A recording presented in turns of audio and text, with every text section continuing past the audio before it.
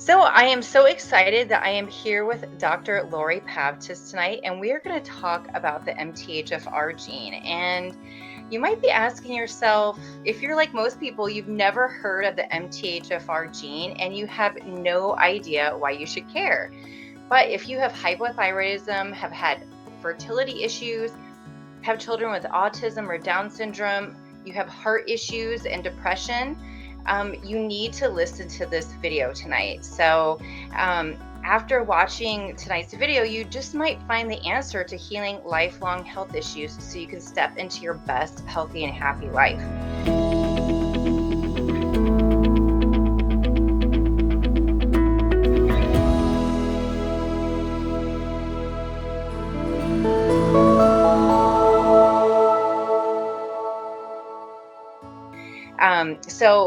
For those of you who don't know me, my name is Hillary Rank, and I'm the creator of The Balanced Effect. And I have Dr. Lori Pavtis with me here tonight, and she is an expert in the MTHFR gene mutation.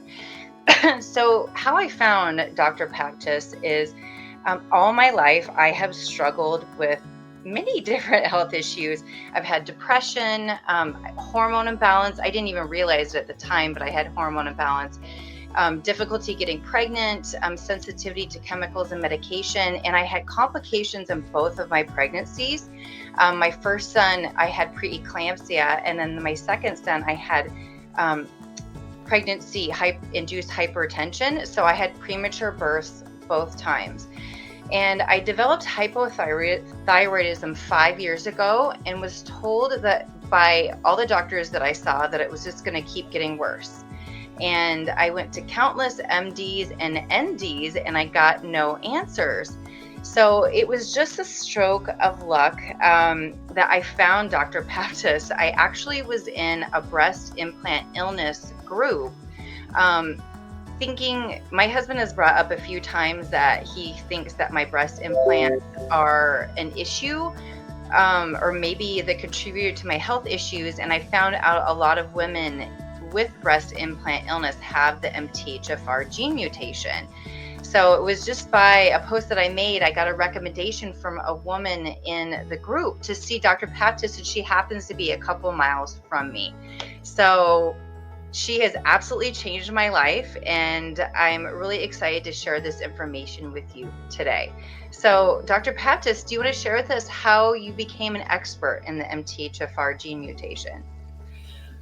Well, I don't know if I would call myself an expert, but I am very passionate about it. And I've been dealing with a lot of women and men with MTHFR issues for a number of years. Something that even came up and evolved that came across my treatment protocol before it even hit mainstream. So we've been looking at this for a number of years now, and I noticed a significant correlation in women with hypothyroidism, women with hormone imbalances, depression, anxiety. I noticed that the MTHFR, when tested, was positive in 100% of these cases. Wow. So rarely have I don't believe I've ever seen, in the number of years that I've been doing this, a hypothyroid case that wasn't MTHFR. Interesting. Is it possible? Sure. But the bulk of the patients, the majority, are MTHF positive. So I began to really dive in and really try to understand what that means, how it affects women, what we can do to compensate, to kind of take the patient from the position or the status of their health conditions and help and guide and create a nutrient-dense pathway to really change their health conditions in a situation where they're told that it can't be changed. Right. And just for me, I was told that it could not be changed. I kept going higher and higher on my thyroid medication. I was feeling worse and worse. And since working with you over this past, it's going to be almost a year now. It took time, but I am slowly going off my thyroid medication, and my thyroid is working on its own, which I was told was never going to happen again, which is pretty amazing. Yes. So, It's something that statistically 60% of the female population. wow. Why do is it more for females than men?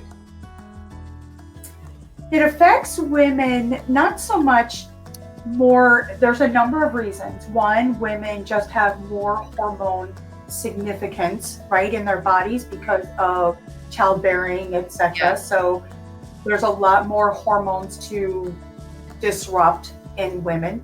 There's a number of theories as to where the whole MTHFR evolved from. Hormone disruptors as the generations go on. So the reason that statistically it's getting higher and higher because women are passing it on through childbearing. So it's a genetic mutation, and the theories are that hormone disruptors have created that. It's a gene mutation. So they call it a dirty gene. There's a number of them. It's just what they call a SNP. It's a gene that is disrupted, and instead of being expressed in a healthy way, it's being expressed in a not healthy way. Right. So it's about locating the SNPs, testing for it, and then you can remedy an MTHF situation. So I think the more important thing right now is what is MTHF, right? Yes. The biggest question is what is that? And we've already stated that it's an MTHF, or it's a genetic mutation. So it is passed on from mom and or dad. So you can have 1 to 4 mutations in that chromosomal SNP. But MTHF is a methylation disruption. And what that means is methylation is a fancy word that means that the body converts or methylates something unhealthy or unusable into something good and usable. Detoxification is a really good example. So the liver has this genetic SNP, and methylation is disrupted with this genetic SNP. So that means that the liver can't function optimally, or it has a significant dysfunction with its ability to methylate. Methylation occurs in thousands of processes every day. Right. So, and I did not realize how important methylation was. Because in my instance, I was not methylating anything. I was actually nutrient deficient, even though I eat a really healthy diet. And I always felt like, I don't know, just so built up with toxins. And that was part of the poor methylation in my body. So I think women don't realize what part the liver plays in their overall health, for sure. I always say, think of the liver like the filter of a car. If your liver is in hypofunction, or it's struggling, or you're not capable of detoxifying, you will continually to recirculate or reabsorb those toxins. So it's really about keeping the liver optimal health. That now in turn affects gut function in general. Right. Methylation is necessary for a cascade of events. B12 for one, vitamin D is methylated by the liver. A lot of people will take vitamin D and their levels just won't go up. And the reason is because you're taking it in, but your body can't do anything with it. So homocysteine, which is an inflammatory heart marker, homocysteine is a level, it's methylated into methionine, which is necessary for detoxification. So people with MTHF typically have higher heart incidences, and they are precursed potentially for even high cholesterol, because cholesterol is methylated, converted by the liver. Okay.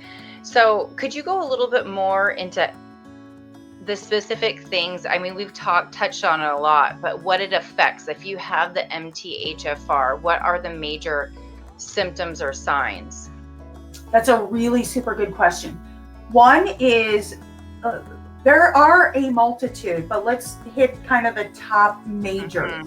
Gut issues, meaning digestive distress, heartburn, reflux, chronic constipation. I mean, just chronic gut issues. Hormone imbalances, specifically estrogenic dominance type things like fiber cysts or endometriosis, PCOS, polycystic ovarian issues, a lot of fertility issues because of the estrogen dominance. There are B12 has a cascade of events because on a microscopic level, B12 is necessary for every metabolic function that happens in every living cell. So you can see how that would affect your body in a cascade way. B12 is necessary for production of myelin, which protects the nerve sheath in the brain. So the lack of B12 will cause myelin or just neurological issues within the brain. So B12 is associated with anemic issues. You need B12 to absorb iron. You need iron to absorb oxygen. Yeah. So anemia is an MTHF side effect for a lot of people. So the MTHF can affect in so many different ways. Predominantly gut hormones, i.e. anxiety, depression, which is a hormone imbalance. Hormone imbalance now causes potential thyroid hypofunction. So now you've got hypo or hyperthyroid dysfunction. Right. Hormone imbalance can cause the infertility issues, right? So there's a lot of things that stem just from that. Migraines are a side effect because of the B12 deficiency. Hormone, gut, heart, because of the cholesterol and the inflammatory marker, the homocysteine. Migraines and sleep in some type situations, or the inability to get a really restful sleep. Those are the big iconic markers for MTHFR. Not all of them, but iconic. And I've found a lot of people just accept these symptoms as normal, or they treat just the symptoms with, some kind of medication, but never realizing it's part of a deeper issue. And that's why in my program, the Balanced Effect, the pillar number 2 is balanced hormones through nutrition, because we have to learn that the body is a system. We don't have interdependent parts. They're all connected. So, I don't know, can you touch a little bit more on, the gut and the hormone and liver connection? Absolutely.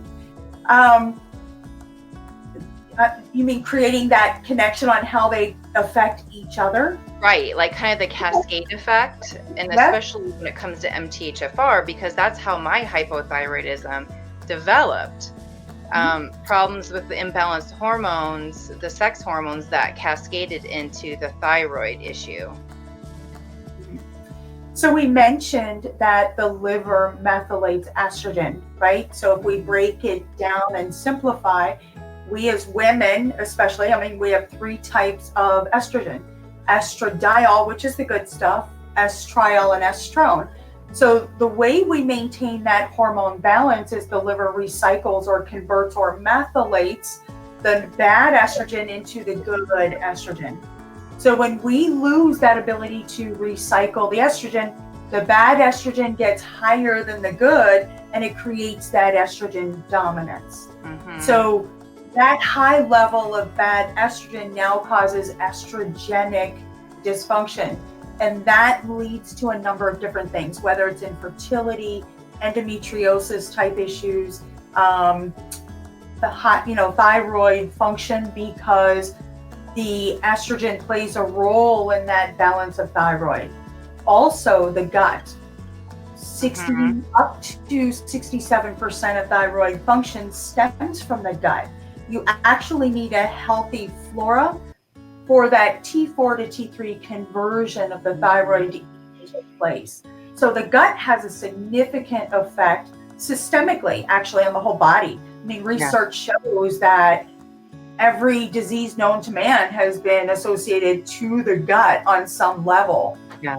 It's our primary defense for immunity, right? So the healthier your gut, the healthier you are in a multitude of ways. But the MTHF affects that gut function with the inability to produce B12. Now you can't absorb iron. Now you can't absorb oxygen. So now you've got sticky or thicker blood. Now it creates heart issues because your heart can't pump it as effectively to the tips of your fingers and toes, which now creates a lot of fatigue. The lack of oxygen creates a lot of fatigue. It could create headaches or migraines on a regular basis. The inability of the liver to methylate now means that you have the inability to detox effectively. So when you take in preservatives, chemicals, caffeine, dyes, sugars, things that the body doesn't recognize as being a nutrient that it could utilize, when you take that in, the liver can't process that as effectively and convert that into something that it can get rid of or it can utilize. Right. Therefore, you have a tendency to either deposit it into fat tissue or store it into a fatty organ, the brain, your ovaries, your breasts. I mean, it could be anything, any place that is in a distress situation, it'll deposit more. The old proverbial areas of stress, right? Areas of stress in your body will deposit in areas of stress. Right. Deposit the fat in areas of stress. The toxins. Yes. In fat cells and in areas of stress. I've read before that MTHFR, the gene mutation, is epigenetics, so we trigger it. Can you go into more about how we trigger these problems with our living? Absolutely. We know that genetics plays a role. Statistically, the outcome of the role of genetics, it doesn't mean that you are damned. If you have the MTHFR, that you're going to have certain outcomes.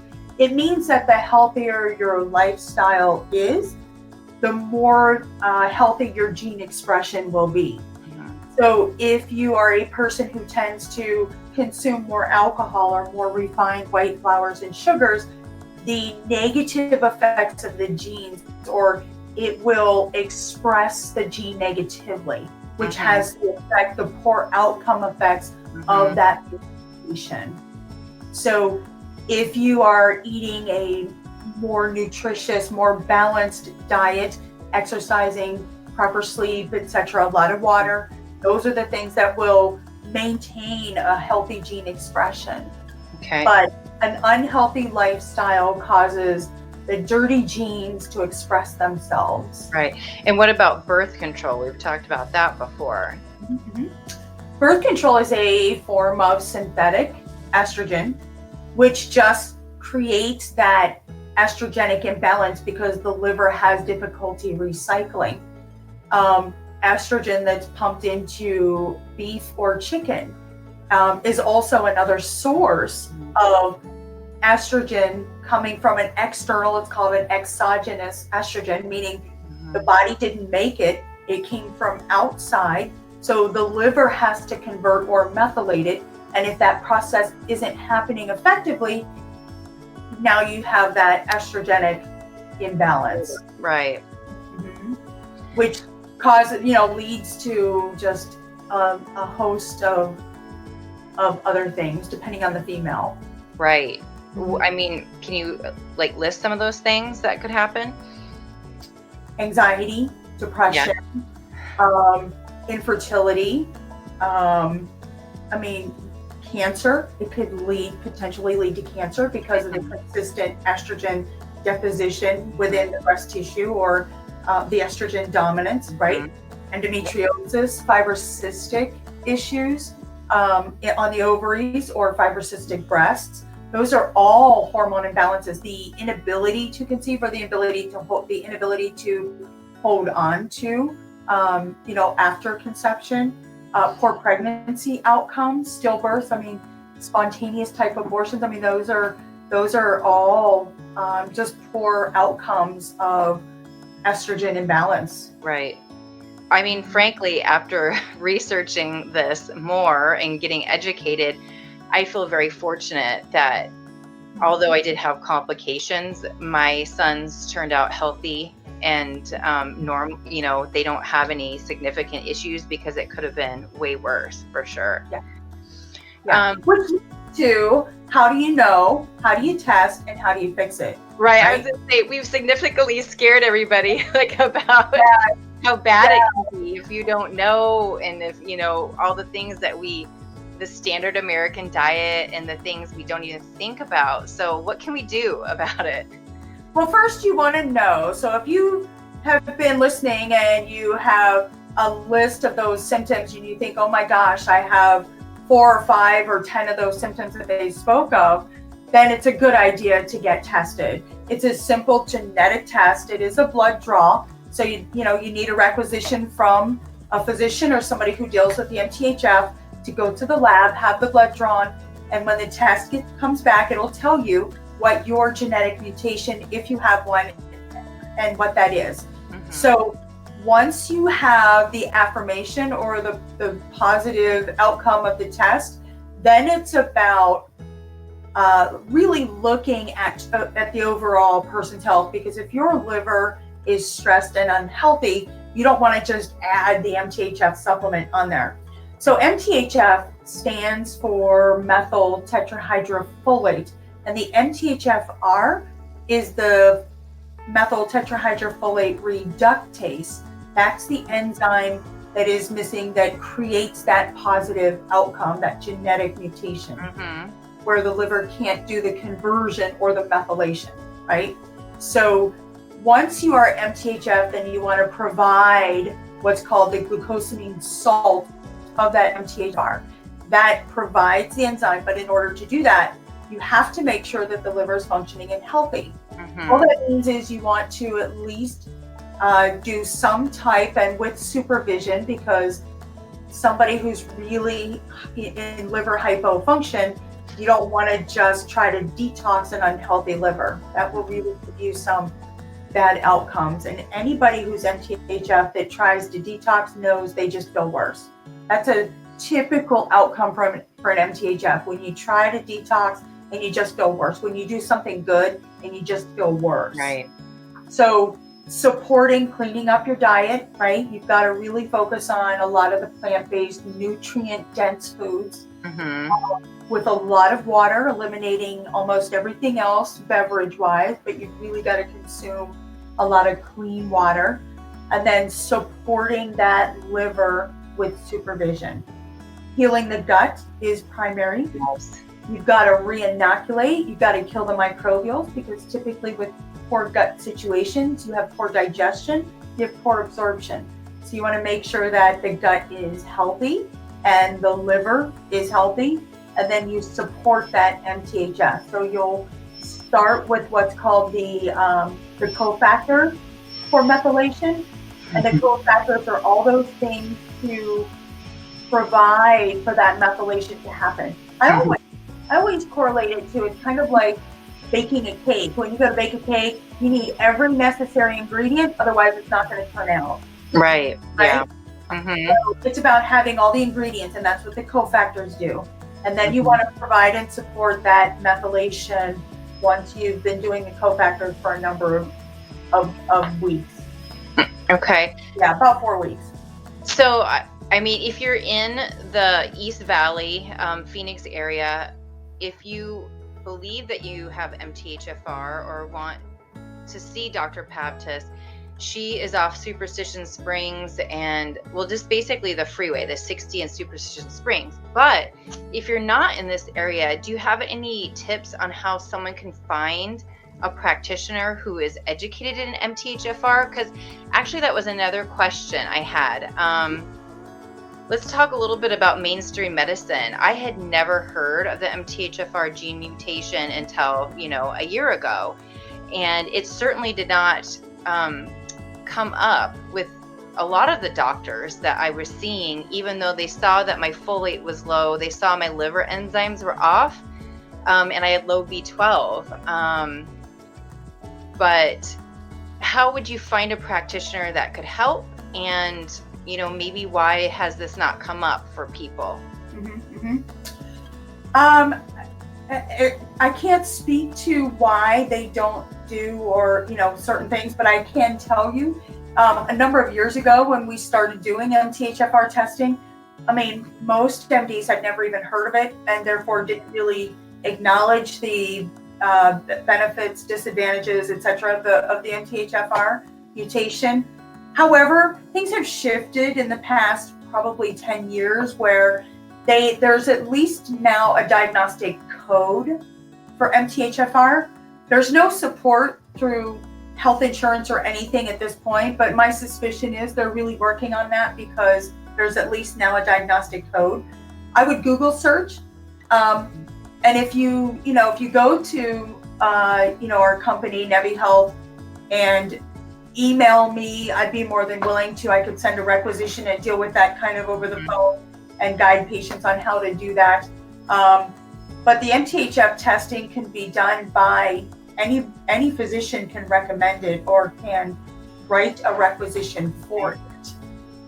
Okay. All right. You can even contact your local lab wherever you are. And it's not a billable code, so you could probably just request it. But the key point is, what do you do with that? Right. Yes. I'm going to ask if anybody who's watching has any questions, feel free to comment and we will answer the question. I wanted to put that out there as we continued on. I had something in my head, but I lost it. Well, if they want to learn more, there's, quite a successful book called Dirty Genes by Dr. Ben Lynch. And it talks a lot about not only MTHFR, but other gene mutations that could be affecting your health. So that's a good suggestion to pick that up. There are a multitude, and everyone has certain SNPs or certain mutations. It's a combination of them, and some have bigger outcomes in your health conditions than others.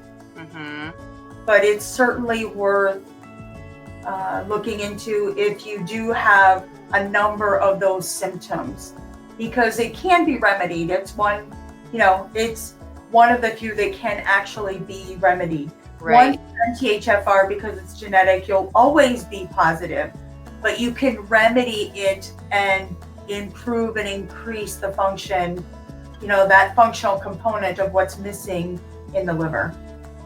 Okay, great. I know from my own instance, my health is completely different than what it was when I saw you a year ago. And it's pretty amazing, to find answers.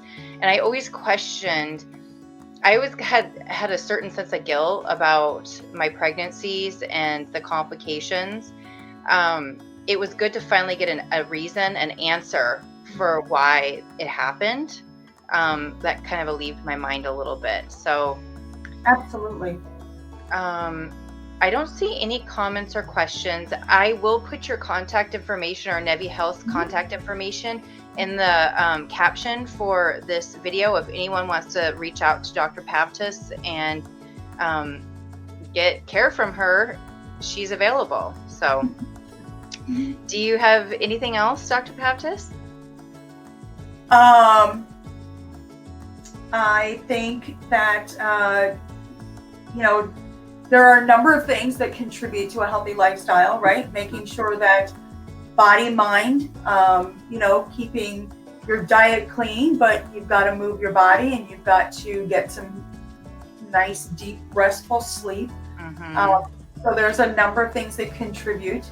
And, I think that this is just one avenue. This gives hope to a lot of women and even men. We've had men with, fertility issues. So it gives hope that Mhm. there's potentially something that could be creating some of these issues that we're just not tackling in Yeah. mainstream medicine. One more thing. You mentioned a little bit, like, what about stress? How does that contribute? I always talk about how that is.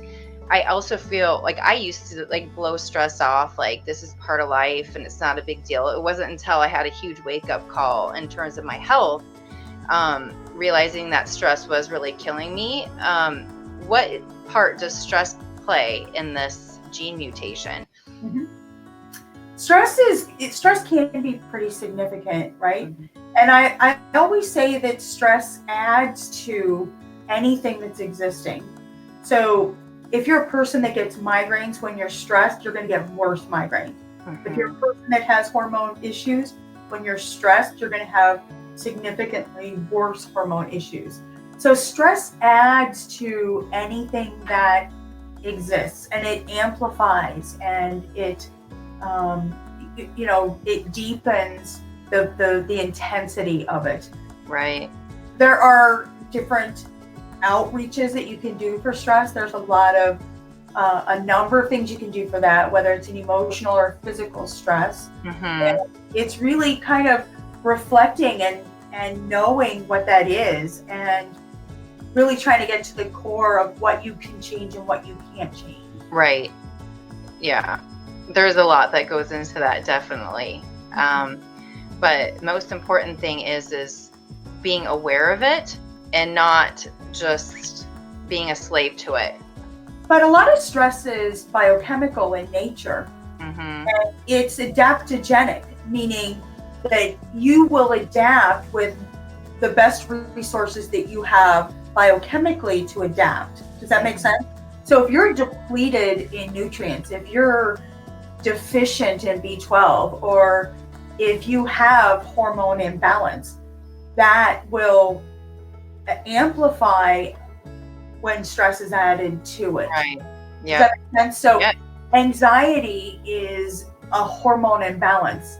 And how much of it is the fact that you're hormonally imbalanced, or how much is the stress? Yeah. Right. So it's kind of dealing with it from an emotional, physical, and a biochemical Hmm. Right. perspective. It's Yep. looking at the body as a whole and creating balance in all areas of that. Yes. So it's the whole mind, body, and soul um, healing. Mhm. Well, thank you very much. We provide a lot of information tonight. So if anyone has any further questions, please just respond to this post, and I can get an answer from Dr. Baptist or answer about my experiences as well. So thank you so much for your time tonight. Well, thank you for having me. I appreciate Yes. it. All right, your first Facebook Live in the books. I officially completed my Yes. first Facebook Live. Yes. Thank you. All right, thanks so much. Bye.